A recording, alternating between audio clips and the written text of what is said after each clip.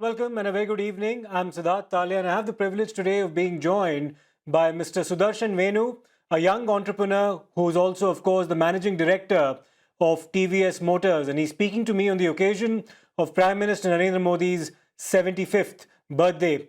Good evening to you, Mr. Venu. My first question to you is, as a young entrepreneur, what's your own assessment of Prime Minister Narendra Modi's economic vision as well as his policies? I think the Prime Minister has a remarkable and phenomenal ability to think big, to work relentlessly to execute on his vision, and that has resulted in a transformation of society. His economic policies, if you look at it, including direct benefit transfer, demonetization, GST, UPI, all together, have created a framework for digital payments and unleashed the world's leading digital financial ecosystem in India. It has also created a sense of entrepreneurship across all sections of society. In addition, if you look at the economic growth that has been unleashed in his time, it is really fantastic. India has gone from being a fragile five economy to a top five economy. This has created huge amount of opportunities for all of us to grow. We have been inspired by his thoughts. I have personally really been inspired by every interaction with him, his understanding of issues, and his ability to go into details while also thinking so big. And the scale of the transformation that has happened in India over the last 10, 11 years has really been unprecedented. This has created a huge amount of opportunities for companies like us to grow in India. It has unleashed consumption. It has led to the growth of the middle class. It is now, with the GST cuts as well, leading to an upgradation in consumption to more premium products across India and across sections of society. It has also given us opportunities to grow abroad. The respect has India has today, and that flows to Indian products and Indian companies. It enables us to get capital, opportunities, talent, and all of this has turbocharged the growth of the Indian economy and Indian companies. And this has led to a huge impact on society and upliftment of society, leading to a better quality of life and moving firmly in the direction of Viksit Bharat by 2047. And Mr. Venu, it's not as if this journey has not been without its challenges. Let's talk about the COVID-19 pandemic and the challenge that that posed to the Indian economy.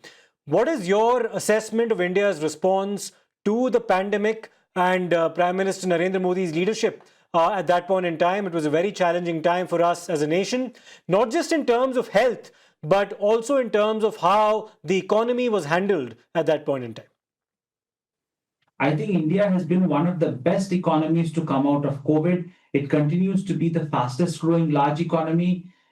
It is clocking close to 8% economic growth now. Inflation is also under control. Liquidity is well available for companies and consumers to consume, to invest, to grow. And in fact, one of the American publications, the Morning Consult, I believe, has rated the Prime Minister the most popular leader of any democracy in the world continuously from 2019, which I think shows the scale of public opinion, the transformation of India, the respect he has in India and around the world. Mr. Venu, leadership is also, of course, about taking hard decisions. What are some of those hard decisions that had to be taken? And do you believe that this government under Prime Minister Modi has gone the distance in taking those decisions? The government has taken many decisions which may have appeared to be hard, but I think it has always been done in a way that the public interest is kept in mind, that sections of society who face any difficulty are supported through them, and ultimately, within very few years, with fantastic execution, ensure that the benefit has flown to the entire country. So while we're on the question of reforms, Mr. Venu, what really has stood out in your point of view, and what more needs to be done? I think the amount of economic opportunity that has been given to companies, to entrepreneurs across all sections of society to grow in India and to grow abroad through the respect that India has, through free trade agreements which have provided access to new markets, and through the encouragement of the capital markets and the support that it has given is a phenomenal thing. The digital financial ecosystem on the back of which a lot of entrepreneurship is built is huge. And thirdly, I think the transformation of society through so many programs like direct benefit transfer, through benefits for women, through pension scheme for older people. So it is economics, it is opportunity, it is social progress. And I think the inspiration that his ability to think big, to relentlessly work behind it, and leading to a huge transformation is a source of inspiration for all of us.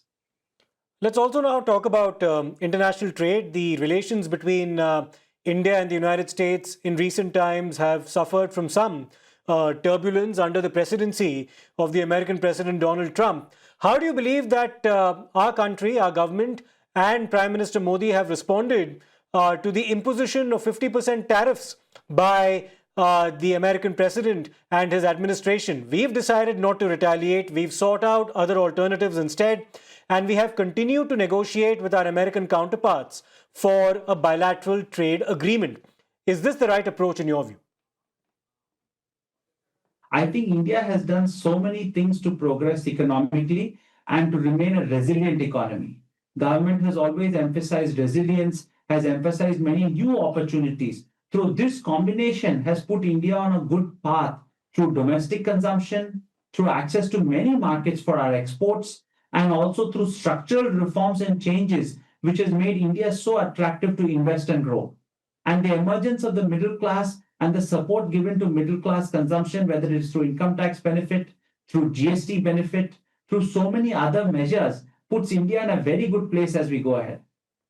It's, I think, an opportune time to be in India to participate in this unique growth story. And I think we're all in our entire generation is very lucky to have seen the progress in the last 11 years and to be part of this unique growth story that is unfolding and will continue to play out for many more years. So we should all capitalize on this opportunity. Well, a final question to you, Mr. Venu. Do you believe that Prime Minister Narendra Modi has stood out from some of his predecessors in terms of economic reforms, economic management, and policies? Of course, that is why you have seen India go from fragile five economy to top five economy. As I mentioned earlier, so many structural reforms, the creation of the digital financial system, the entrepreneurship that has been unleashed, the consumption leading to social progress has really stood out. And soon, with his vision, will be the third largest economy. And I think we are well on the way to being Viksit Bharat. And this is something unprecedented.